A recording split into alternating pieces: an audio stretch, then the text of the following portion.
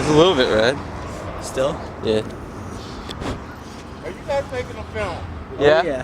What's it gonna be about? Skateboarding. All right. Skateboarding. Ready around the parking lot? Yeah. All right.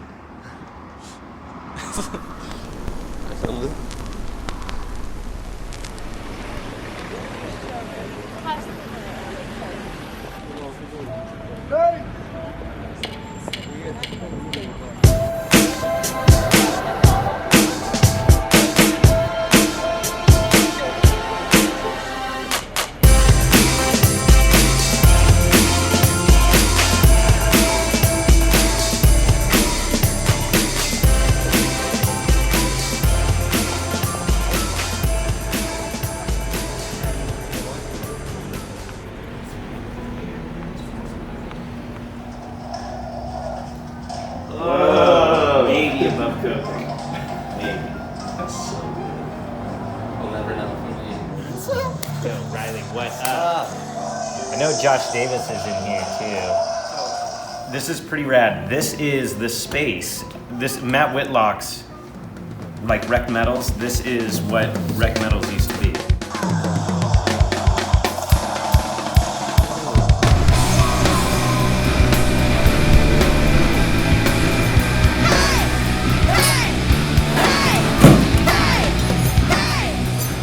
Yeah, well, isn't that weird that this was a skate park?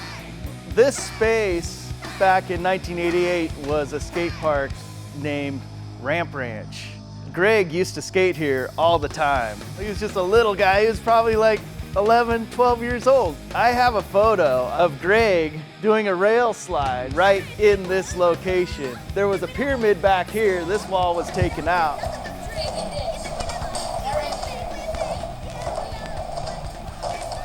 No, this is the one at my house.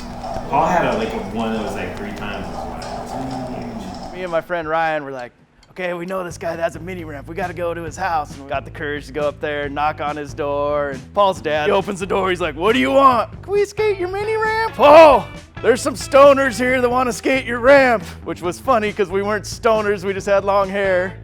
Paul instantly was, of course, the nicest guy you've ever met. He brought us in the back, we skated, and then he gave us like half a gallon of ice cream because we were instant friends from there. I wanted to be a snowboarder, so I'd always go up to Bogus Basin. Hey, Greg was just ripping it up. I'd always be hitchhiking, and his dad would pick me up, drive me up and down to Bogus.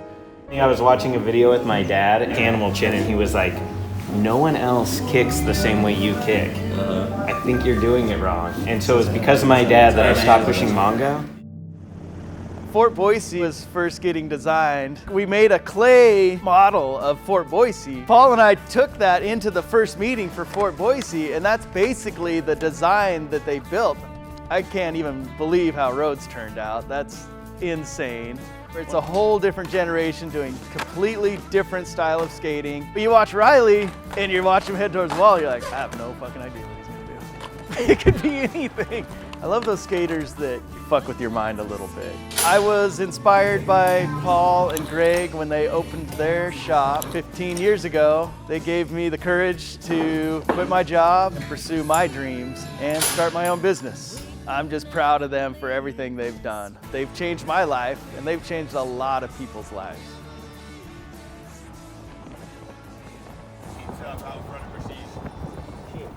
You fuck skateboarding, dude. It hurts.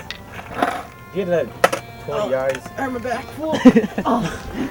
Oh, disc. Oh, no, yeah, I know who you're talking about, dude. No, the one that, dude, I'm not doing that again. So what is this?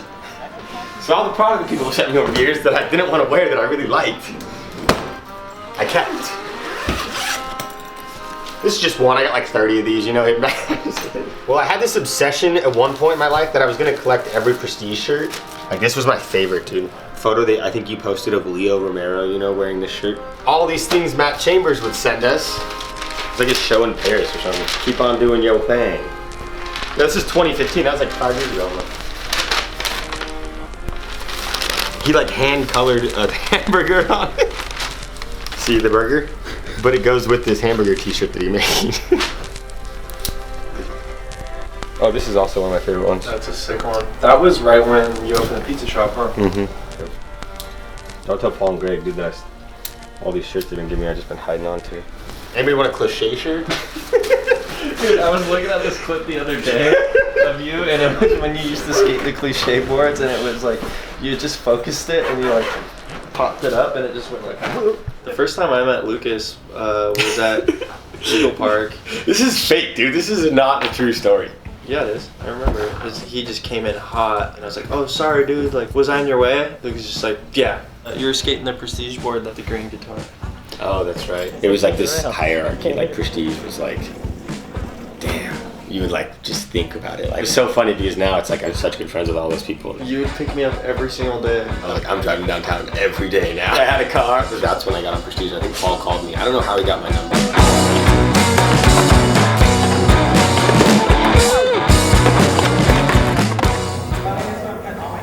Okay, pull it.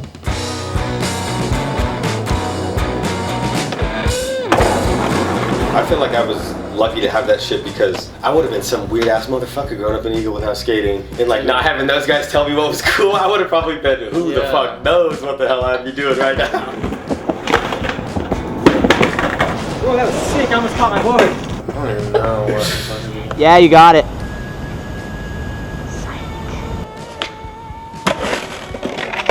I don't know how they did it because everyone that they put on, everyone just ended up meshing so well. Everybody could kick it tough. And everybody kind of brought everybody up.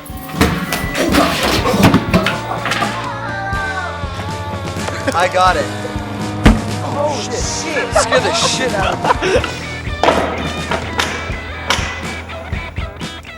So next weekend again?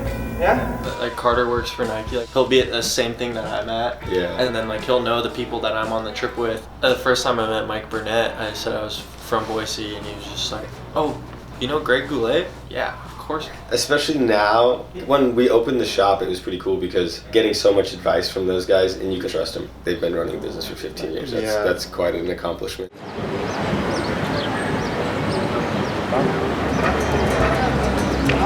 The first summer we were in Barcelona, we had those Prestige boards that were all the VHSs, and I remember that like everyone was tripping on that graphic. Yeah.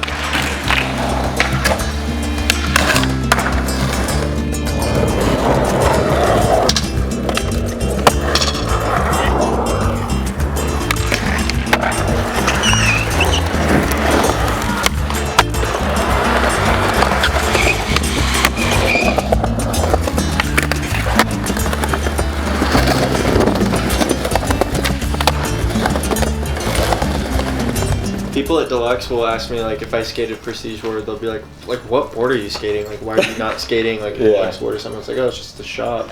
Yeah. And Jack's playing. Welcome back to Jack's Couch. We have a special guest. What was your first memory of Paul and Greg? You couldn't say the name right. You were 10, but you'd be like, Mom, there's this new store that opened. It's called Prestige. Everybody's always been so tight. And they call each other out on shit, and they support each other, and just there for each other, and they're such good friends.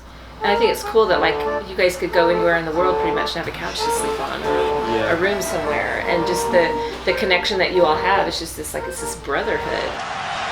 Moore steps up, airs it out.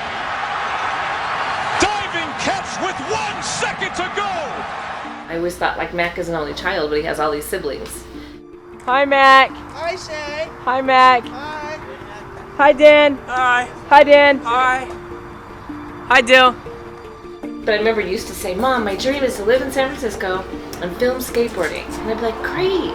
But in my head, I'd be like, is that really a thing? Do people really do that? And apparently it is. And you did, and you are, and it's awesome. I want to know who raised those guys because they did a great job. I'm glad we're cautious though. Hey, you think I can light the sparkler from it? Yeah, I'll light it.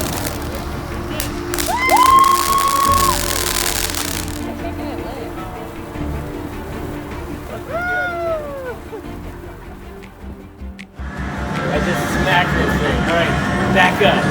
Back up. That would have been great.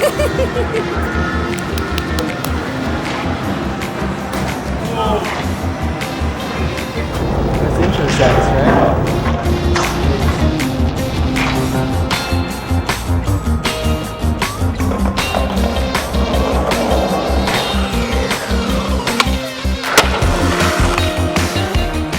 We used to do this thing when we were kids. It was like the Rodney Mullen Day One song, round 1 and 2. This guy named Shane versus me, because he was white and I was Asian. Like Daniel Shimizu, come on.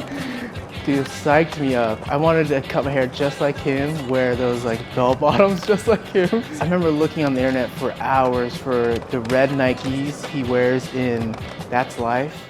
Your choice. I started skating with Ryan a little more. Your choice. Red one. And one day, he said, we're going filming with Colin. I'm like, so nervous. Just went along, went filming, sat down the whole time, didn't do anything. He would come out with all these dudes who I looked up to, like you, Tim Meyer. We have been in a storm for like 3 hours, going like 25 miles an hour. Oh, we're leaving We're leaving it. Look, Taking so long to get home. Butterball, he was a legend. oh shit. We're counting on you to land this trick and make us look good, make us be the #1 team in the world.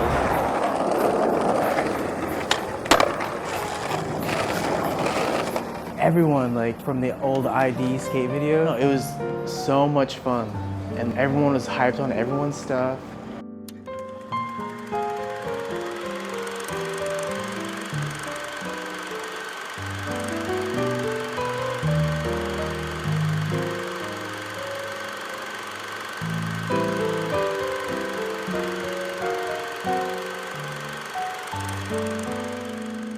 Paul said that him and Greg were opening a shop. Why don't you ride for us? And I just said yes. Young, unsponsored kid. My dream was to ride for a skate shop. Going there every day after school, every day before skating. Started to become a second home, First rider. I don't know how, but I got lucky. I never think about like the tricks that I did, It's funny. Paul, if he's like, you want to go skate? I'm like, Dad, I don't really feel like it. And he's like, yeah, you don't have to, dude. You back when you did 8 flat 4. I'm like, yeah, because that's what I think in my head, why I don't have to skate. Don't tell me I'm making one of them joints. And he's gone. Paul and Greg give me some like hope, because they're always skating. After work, they're like a quick little hour session, and they're the best dudes. Whether it be on a slappy curb or something, but those dudes are inspirational. Because I looked up to all those older guys like Bud Miller and Tim Redding, Nick Perry. Everybody's talking about you. Everybody's talking about you. Everybody's talking about you. Palm. Everybody's talking about you. Will Johnson.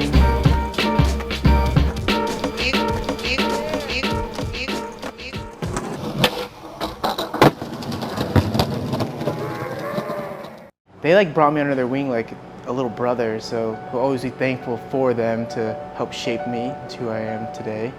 Nice to be an example for the younger generation. They're good kids, they're sick, they just want to skate. They're just awesome. That's it. Hey, roll dice. Yeah, I have the stuff. I got it.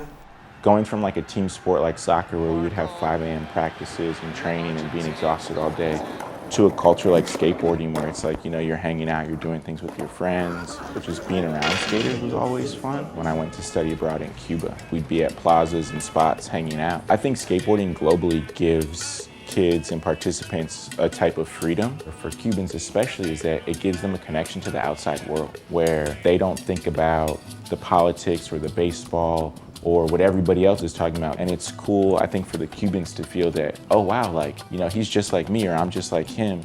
And it gives them that kind of sense of identity. For them, being isolated on an island, I think, is just inherently difficult, where we get a lot of support from the international skateboarding industry, but we want to become more sustainable on the ground in Cuba. We've built some sick DIY parks, and those are awesome. We've been investing a lot in a wood shop down in Havana where we manufacture and recycle skateboards, and that's become a big part of our organization, where we're not just giving away boards and shoes, but we're making them, and kids and youth are learning about the whole process of of that production.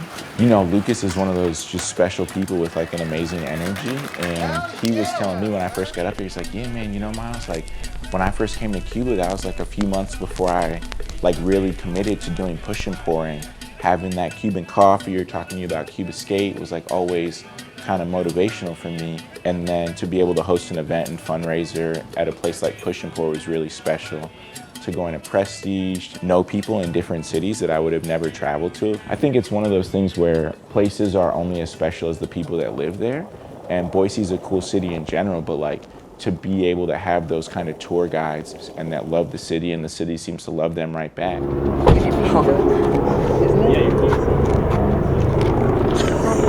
my god.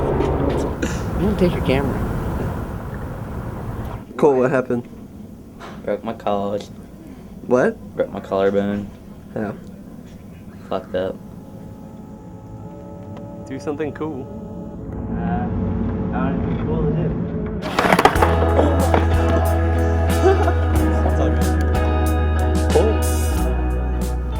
Yeah, I would just say like probably like my favorite stuff was just going into the shop, seeing Paul and Greg. Like my dad, even to this day, like still asks about those guys because like I just remember going in as like a kid, not really knowing what I was doing, and those guys were always just super cool, which made you feel good because it's kind of intimidating, like going into a shop, being young and not knowing what you're doing, you know? Even just like if it's to go watch like a skate video just to get pumped up before like going into roads or skating roads in like the dead of winter, and then just like being able to cruise into the warm shop to warm up and just kind of talk shit, like, you know, talk shop. Oh, you flipped it.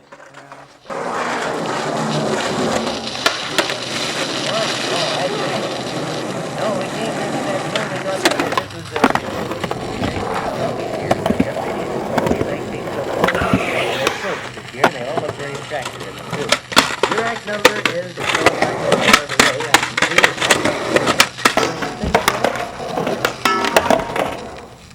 Wait, you didn't do it right.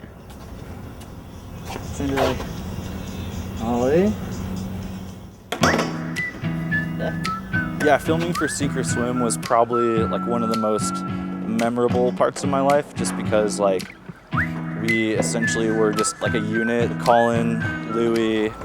Yeah. It looks like a bum. Come back here. Just go out literally till all hours of the night. Had to steal a golf cart to get the car to start because it kind of died on us. Just lighting up spots, like going home at like 5 in the mornings from like a full day of skating, like the skate park beforehand, and then just filming all night and just like seeing the end result of that. The premiere that we had, like everybody was there and just stoked. No better experience. Like it was awesome. Oh, no, just chill. Might as well. We're caught, so. Is it caught? Oh, no. What's going on? We're just trying to wrapping up a skateboard session. You too, sir. So good. Fuck yeah, Cole. I knew it was less try. I was trying so fucking hard.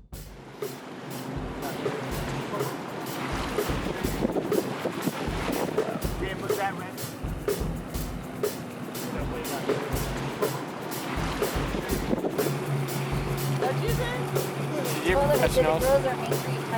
Pros.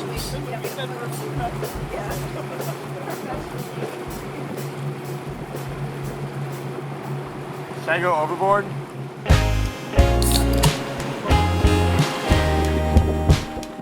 So about 05 or 06, I was living in England, military kid. Me and my buddy Travis were trying to find this song that he thought was cool at the time, Block Party Helicopter. And it was like the second or third search that came up was Ryan Flowers' part in Still Vague. And we just liked the song and the way he was skating. I thought it was sick. He used to dress, I think, like Corey Duffel or something. That's ready. Hey, this is Corey Duffel. You're watching ID Skateboard video. But me and my buddy Travis used to dress like him. Now it's a Katie didn't, goddammit. Should I throw him on the floor? No, don't be mean.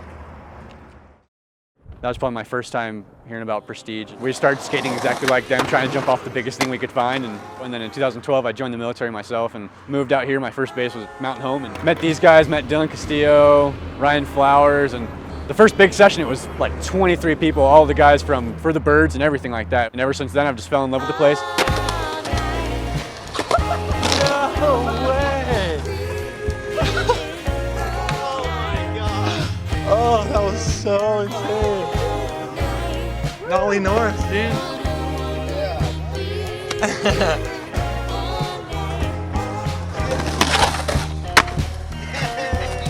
Yes. Stoked to come here and see this really small town. This shop's been thriving and everyone talks about it in such a positive way. It was sick to meet these guys and actually go to the shop, and now I skateboard. It's awesome.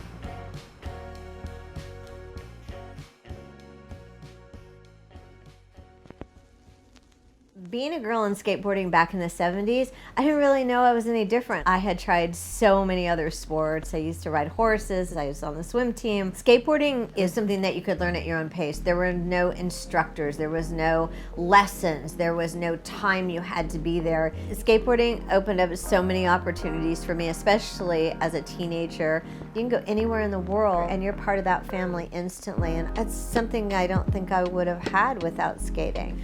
Having a skate shop be your sponsor, go in anytime and see your friends there and the people who work there. If I had problems, if I had issues at home with my mom or whatever it was, that was my tribe. Those were the people I went to. I think with skateboarding, it taught me so much about life and about how to persevere and how to be like the only one but not act like I stood out or feel different. And that transfers to every bit of my life. I mean, becoming a wardrobe stylist and working with pro and Olympic athletes, I have to have my own creativity to bring to the project. And I think skateboarding gave me that. Skateboarding's all about being creative and about being you. It is always a part of who you are. The heaters. That looks nice, like green. Colin, here's my shot.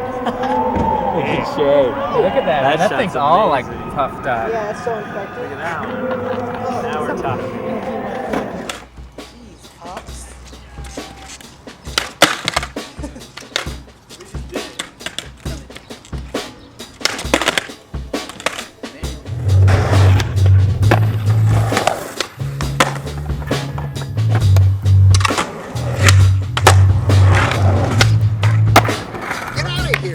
What do you want him to do? Go to jail? You're going to film it all?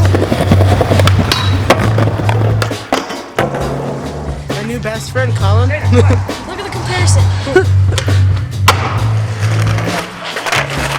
Oh, damn it!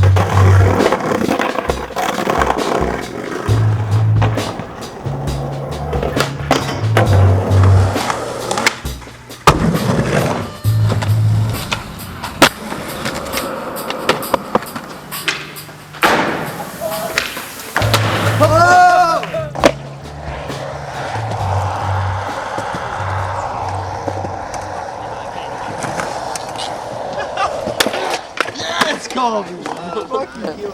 They're leaving. We're gonna have to do it tomorrow. All right, tell them sorry.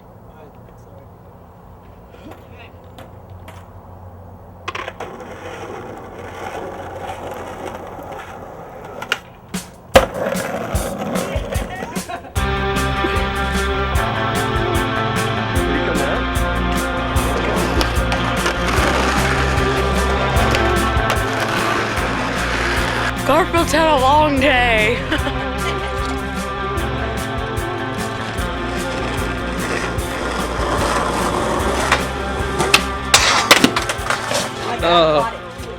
Do it.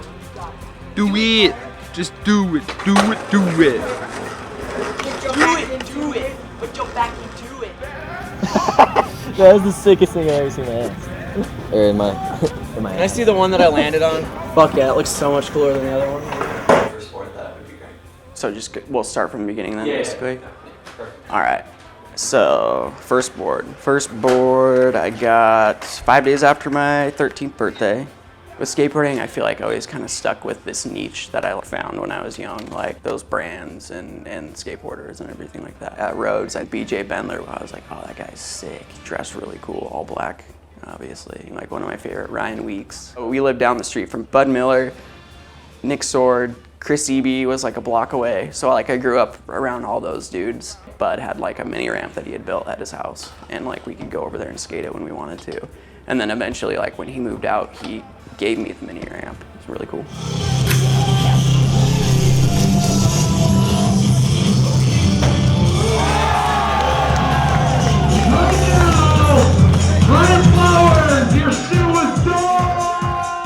The first time I ever got sponsored was Tully Skate Park had just opened, and the day before, Chad Rincover asked me to ride for Eaglewood, so I was like, oh, hell yeah, I'll ride for Eaglewood. And they did this best trick contest. I got first in the best trick, and then Paul was like, hey, do you want to ride for Newts? And I just called Chad immediately. I was like, yeah, I quit. Like, I rode for Boardroom. If you break a board, you get a free board. So my concept was like, break a board every week and get a new board. End of the week, just like, boom, snap the board, get a new one. Ed had gotten on Prestige, and then I was like, fuck, man, I want to like ride for Prestige. This shop is sick. I called Greg, and I was like, hey, can I ride for Prestige? And he's like, hell yeah, dude. But I want to get like a long one. Yeah, for sure.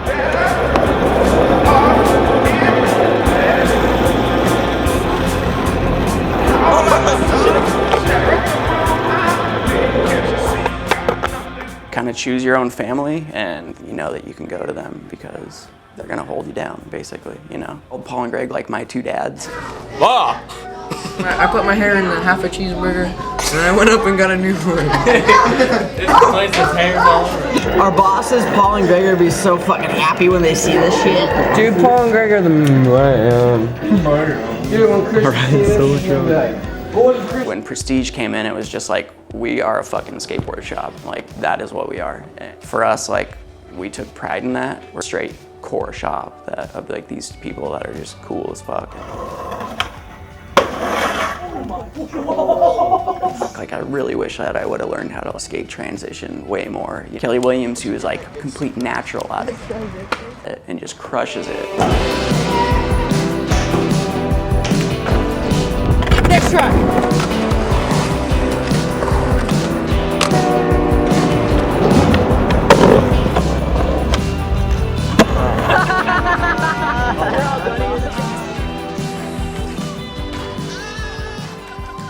And then, like, yeah, the rest of us, like, you know, we go there and do just the basic things. Dylan, like, you know, obviously he's my younger brother, so like he'd come with me and stuff like that. But yeah, it was always fun, like skating with him at home and everything. That kid, he was gnarly, like super crazy. Yeah, I remember that Albertsons gap, that backside 180 fucking first try. That thing is gnarly.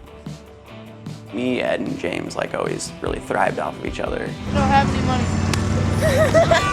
Dude. I want a charge burger. Yes. I just remember meeting Ed and going, this kid is really good. I bet if we get him to start filming with us, he'll be amazing. You know what I mean? Like, I remember when I took him on his first filming trip, I was like, yo, come filming with us. And James and I went to Boise High. He was a couple years younger than me. So we would kind of do, you know, similar tricks and just kind of back and forth like that Sacramento rail. That foot clip was fucked. He got lucky. Hit a fucking rock, Ryan. Holy shit. Oh my God. And then as soon as James front boarded it, I'm like, all right. Conquer the fear. I kind of have a feeling maybe that he was trying to backside flip it first, and I'm just like an asshole trying to get a backside flip. Yeah, that might have been the case. But he hucked it, right? He landed it, so good job, James. And I knew for a fact this kid, he's got it. He can skate rad through and through. As soon as he went to California, I just remember thinking like, that he's gonna get it. Dude, that's the spot right there.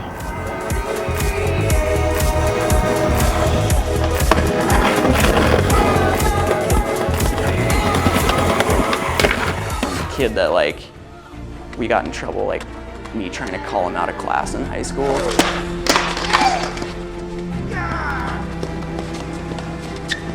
To like this dude who's completely crushing it and like has his own colorway and that kind of thing. So it's like, fuck yeah, dude.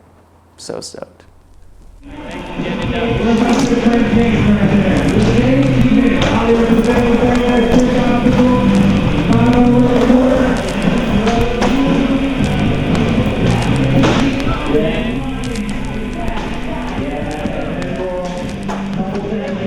Alright, it's Saturday at Tampa Am 2010. James Capps here is huffing and puffing because he just had a perfect run, first skater, first heat. Damn! This place is so loud. Dude, can I have a piece of that?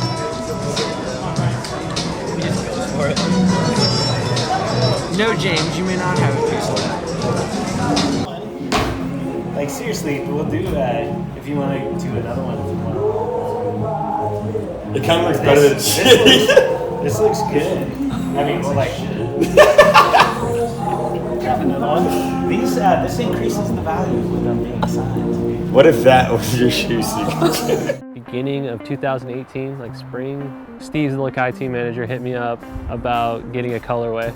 At first, just like, whoa, I get to make my own little creation on a shoe. I was like, dude, I want to do something for Paul and Greg. I want to do something for prestige. I think it's good to like know where you come from and give thanks to like dudes that helped shape you into who you are.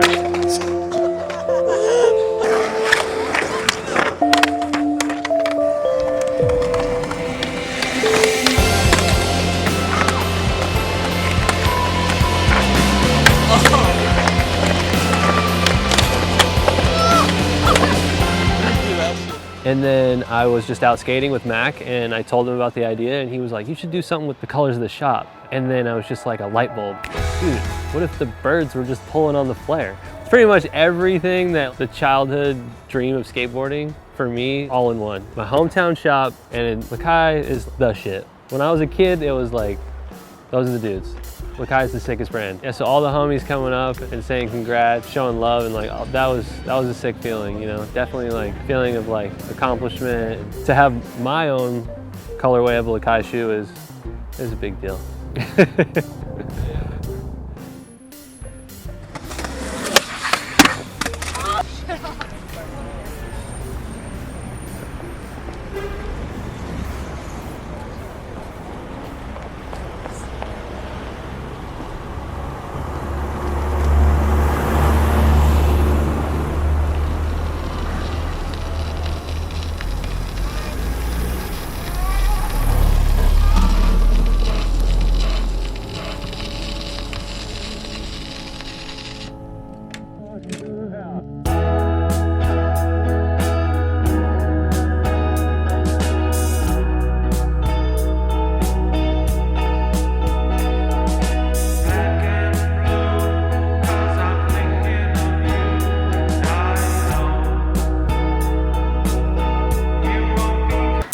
Dude, I just sprayed all over my face.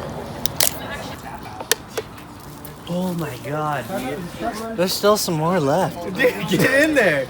You're wasting the cloth. You got this.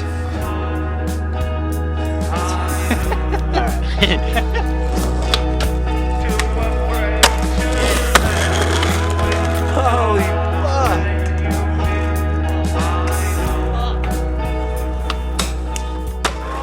Been skating for about probably like 15 years, and I've known Paul and Greg for the majority of those years.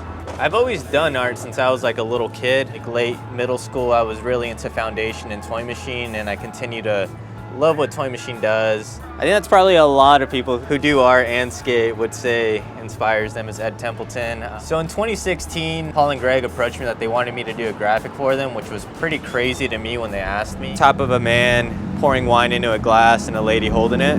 I like to call it just the wine board graphic. It's very weird. It's very weird seeing your art out in the world. It's almost kind of like nerve-wracking. You know the flaws in it, you know where you might have, you could have done this or that, but at some point you just got to kind of set it free, and it's kind of weird just seeing it out there, but it's rad to see kids, stoked on the graphic. In 2017 was Small Potatoes Volume 1. That was filmed by Bryce.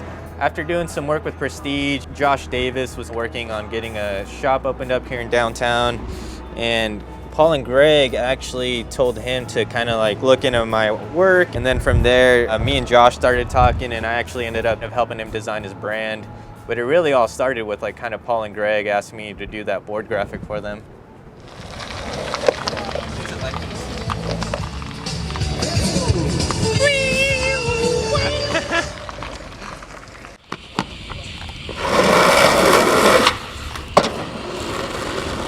That sounds so good. Do you want to watch it in the shade? Because it's fucking hot.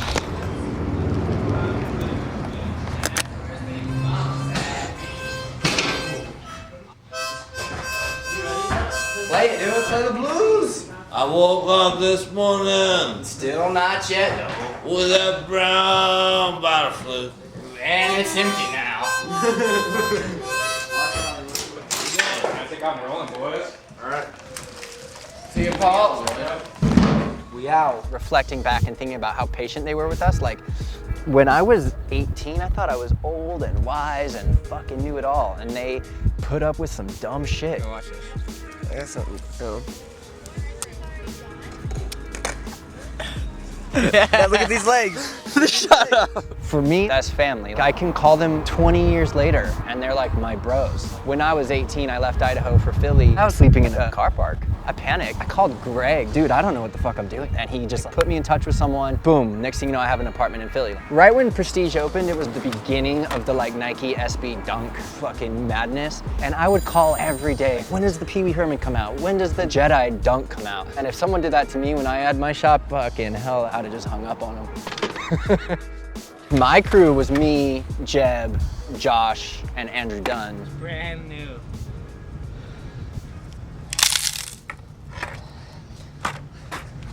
We were shitheads.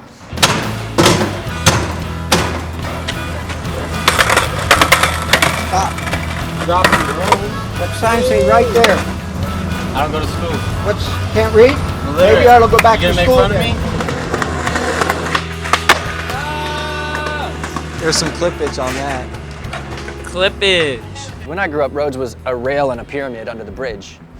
I came back and saw Rhodes at what it is now, and it's just like, that's amazing. I remember Lucas coming into the shop. The first time I saw him, he was a grom. He was a little ass kid. 10 years later, we just started talking through social media because of Prestige and that connection. We knew each other were cool, and we met here in LA. And that's a good testament to how Prestige sort of builds these communities.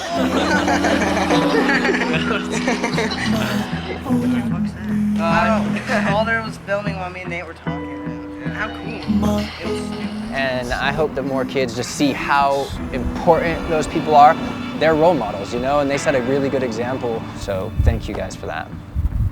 Well, you know what? Shop's closing. We gotta bounce, dude. Yeah, bounce. Yeah, we gotta walk out the door. We're shutting up shop. All right, my name is Ryan Johnson. I've been painting for probably about 5 or 6 years, maybe more. I can't remember exactly. I prefer to paint in oils. So I've been illustrating for the Arbiter. I'm going to be doing it this next semester as well, so you guys can see my work in the BSU newspaper. I saw you did the cover of Variety. Do you have that one?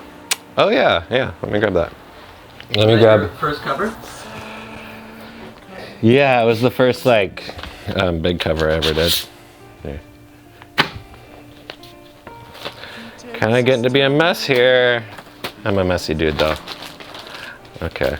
Yeah, there's that cover for Variety. That was a really last minute job. Where the art director got a hold of me, and it was literally, I think I had maybe 3 days to make it. I won a silver medal for that one. from the Society of Illustrators. I don't know what it was about this illustration that was so popular.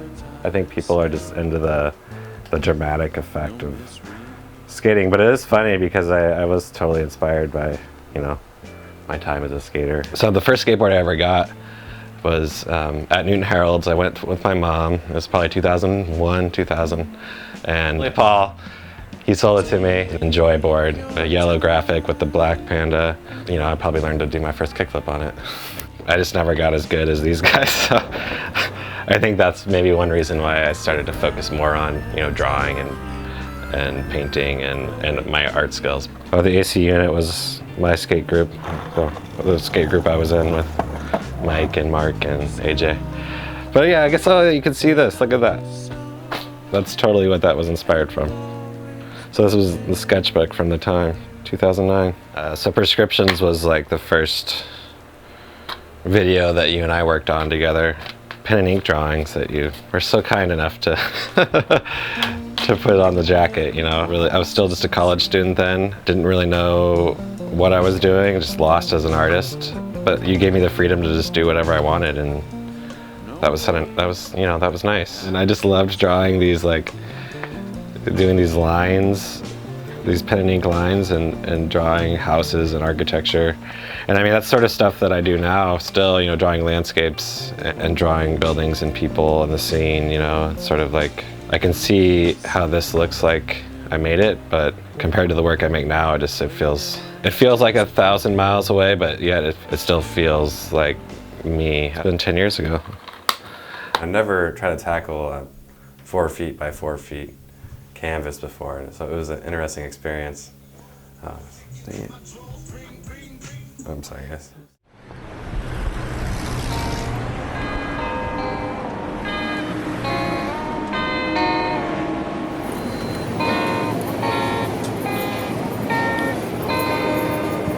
Dude, it's so fucking nice out.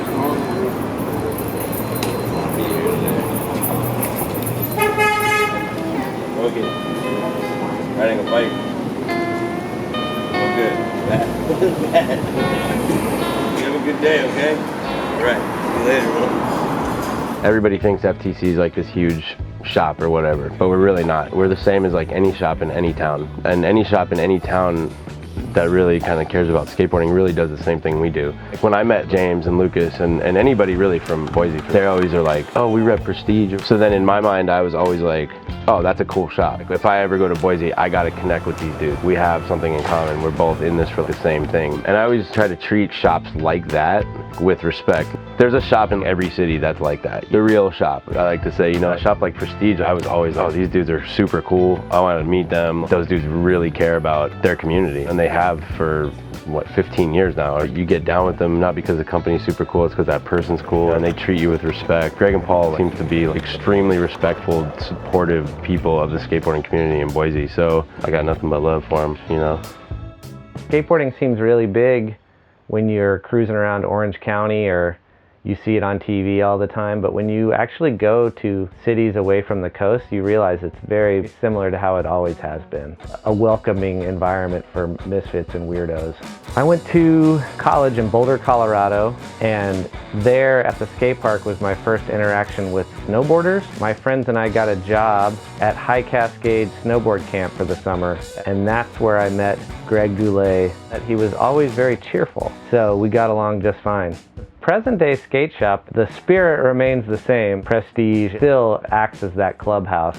If you stick around in skateboarding long enough, you get to this point where everything starts feeling connected and you feel like you know everybody. A big part of that is the shops, and you know, then the shops make the videos, and Thrasher's lucky enough to get to put some of those videos on our website. All the tendrils connect in a really cool, natural feeling way. The skate shop really does mean more than just commerce.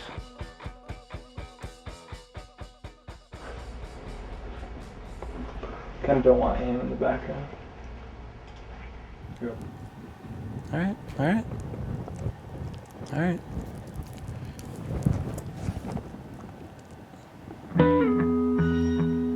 Damn, dude. I remember the day Prestige was opening. Not the opening day, but when Paul and Greg were loading shit in. We drove over there, it was like right on the street at night, looking in the window, like, oh, what is all this cool shit? waiting for them to put it all together. Having a shop that was more down to earth. I feel like Paul and Greg definitely understand skateboarding and understand the culture. Definitely made all my best friends skateboarding. We fucked around and goofed around so much. No,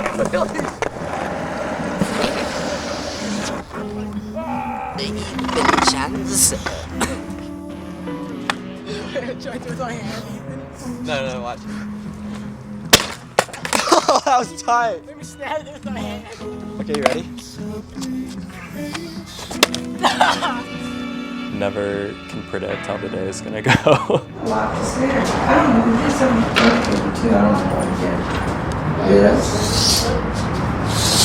What happened? That's how he broke out. Someone locked him in for 5 hours. That fucking sucks. Look at that shit. Damn, dude. That shit's broken too. Oh shit.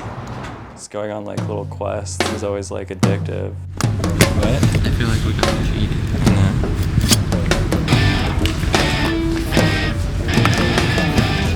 Where's the other one? Yeah, no. Just go.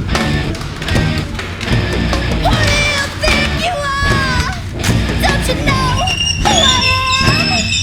Can't you see the crazy in my eyes? Don't you see the gun inside my... Your skating style is almost how you function as a human. Where Nick Perry was just always, his personality and his skating style just totally makes sense together. Smooth and just kind of gliding, you know? Your batteries, do some mega light film.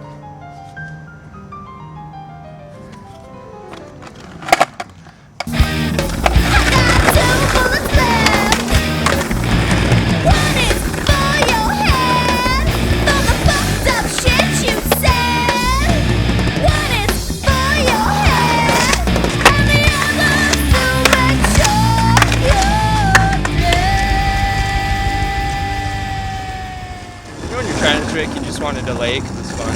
Yeah, that's going on. Felt like indestructible, you know, this bubble of protection. There was so much more you were like able to get away with. Shooting the fireworks at roads and stuff.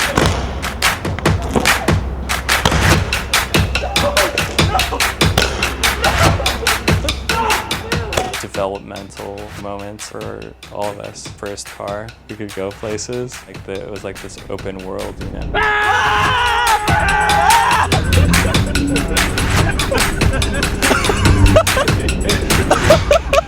What do you do? He's like... I feel like all that stuff, it was just like training ground, you know? A reason to go out and experiment every day. I'll always remember that. And I feel like definitely set the foundation for everything that I try to do on a daily basis.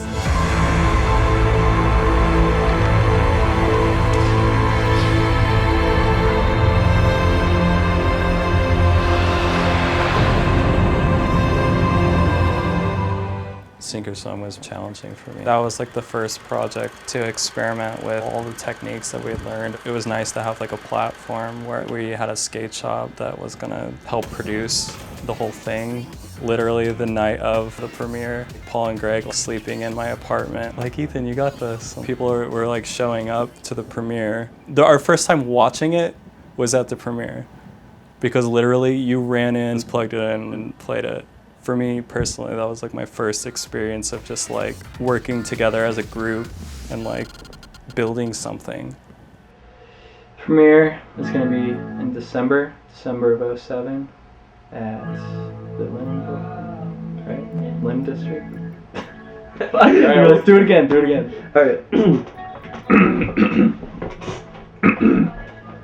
Alright. His head's chopped off, bro. He's out of focus, so it doesn't even matter. What are you used to? Cell phone? You should call it ghetto cam. There you go. Hey dude, get my left side. It's up on my tongue. Drunk and mother. I haven't even had anything, Mom. I literally lied to my mom. I said I was sleeping over at Shay's house to go on this Twin Falls trip because Ryan lived out there. But then on the drive home, Shay's mom calls Shay like freaking out, like, "Where's Dylan? Dylan's mom just called me and said he's over there." I'm like, up. And then my mom calls me and I'm just like, Yeah, I lied. I wanted to go on a trip with the guys. I knew you wouldn't allow me, so. Let's play a real man's game. Texas Hold'em. Right now. Shay and Eddie and everyone else was out. Like, I was so jealous of everyone because they could do everything. And like I had like sneak in through my dog door and like it was awesome. It was so fun. We've developed an amazing friendship. We've been through so much, you know? We eat shit. We've had parties, we've had ups, had downs. Like, I mean, obviously skateboarding, you know, that's the one thing we all grew up doing together. I mean, going back to it, one thing that always kept us together is Paul and Greg and Prestige and just the culture, you know? It's crazy. Go out of your comfort zone, like see the good skaters. Here, Brian Chapo, I think he was like one of the first ones like, damn, this kid is really gnarly. He would just, no fear. People that had no fear, like I didn't get that. I would always be the guy running up. Like he would always come into town for the competitions. It's like, oh great, we'd all have to get second again. First time I heard about Prestige, how do I get on? Like I didn't skate downtown or anything. And so me and Blake Bolton were just skating around town filming stuff and we made like a little edit. I remember my friend Cameron Ballier, dude, let's take your tape over to see if we can get you on the team. And I was like, what? That's insane. It's literally scary. I would get butterflies going into the shop. A couple weeks later, and I get on the team. I was so pumped, so stoked. And still to this day, I believe I'm the only one that got on with the sponsor me tape. Watching like Shay or Lucas try a trick and like being scared for them. And Lucas wasn't a big rail skater at all, but he was trying this 12 rail, that 12 stair that you kickflip at BSU with the kink. He was trying to 50. I'm like, oh my God, he could really get hurt right now. I would never think that Lucas would own multiple businesses and like just do so much for the Boise community. And now Shay's a coffee shop down in Oceanside. James is on chocolate. Like, it's insane. Still jealous. Chocolate's like the company. I can't even imagine how proud Paul and Greg must feel. Dude, I still remember going to the Still Vague premiere, dude, in middle school. And the kickflip 5.0 down Silver 7 just blew my mind because that was my first handrail. I went there after a Fort Boise competition, like with my helmet and everything. I like barely board slid it. And then like 2 weeks later, Still Vague comes out and he kickflip back 5.0s and I was just like, God damn, everything was amazing. I mean, yeah, when I first started skating with Ed, he was a Meridian High. Fuck, what did he do? Nollie 180 up the curb, switch heel and then switch 3 down the 9 in that bright ass rainbow fucking tank top. And that was just insane. He was like, God damn, that was so sick. And his wife beaters. Those guys were going through a big wife beater phase back in the day. I tried to emulate everything those guys did, but I couldn't do that one. See a video and I'm like, fuck, why did I try that? Or like, how did I try that? It's kind of annoying because I'm like, I don't think I'd ever do that again. Like nollie big heel, I can't even nollie big heel on like flat ground anymore. It's crazy how much we've done together through skateboarding. And you know, Paul and Greg handed it to us essentially, you know. Those guys taught us what was cool, what was not cool, gave us advice when we were troubled youth. And even now, it's pretty crazy, man. They literally were our second dads and third dads. I like to call, like, you know, if your parents aren't there, you can be completely open with those guys. They'll always be there for us. It's cool. Are you kidding me, dude? You invented music. Yeah, but the other bullshit bands you listen to suck. Dude, you know what you're talking Dude, Bob Dylan sucks, dude. That's not gonna do shit. Test, dude. I threw a big rock and it just fucking landed right there and cracked the eye. I just wanna make it across. Dude, yeah, look at this fucking huge crack. Chill, don't say shit. I'm trying to get across.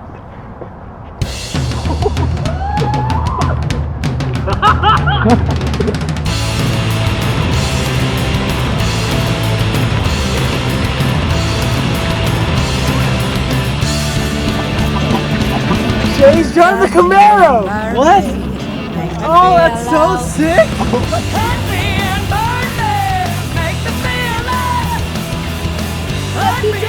Prestige, for me, was my introduction to skateboarding.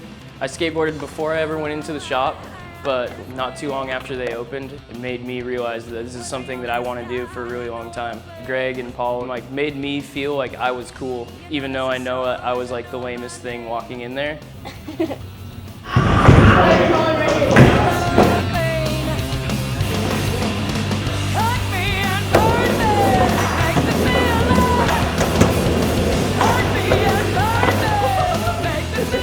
Without fail, they have a positive energy and vibe that no matter what was going on that was wrong, or like you were bummed out or anything, like you could go in there and not say shit about it and then leave feeling like they just helped you out. No, don't do it! Dylan and Lucas were like around the same age, and we were like the second wave of kids that got on Prestige. So we were kind of like in our own group, the little kids. They were like tagging along, but we had to kind of like stick together in that sense. I almost grinded that, dude. Look, I got some. Hey, look. Got some of that? I created waves on that shit. Confidence.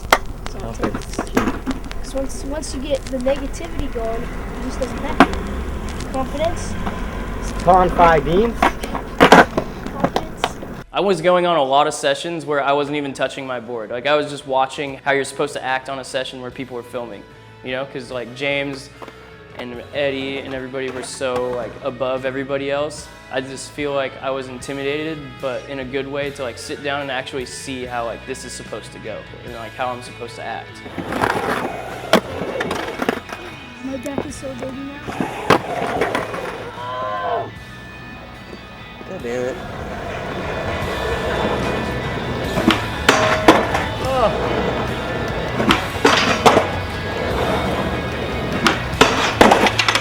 Look, I just broke my wrist. No way. Yeah. Oh yeah, you did. I don't know what to do. I broke my arm. I did it again.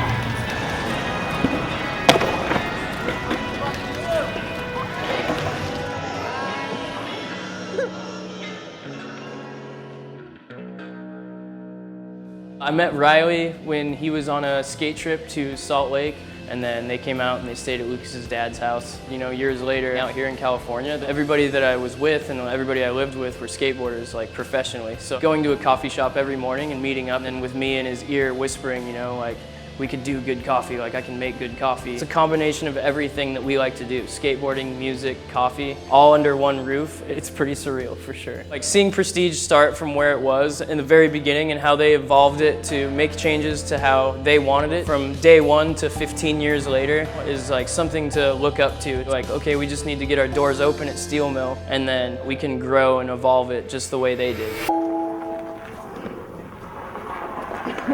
Man, my last night was so fucking possible. Shouldn't do Chad's stare. I help you guys out. So much I have to do shit. All I do is fucking film all the hard work. Holy shit, I was like, who the fuck is fucking, where's that light coming from? Alright. Park. Alright, see you guys.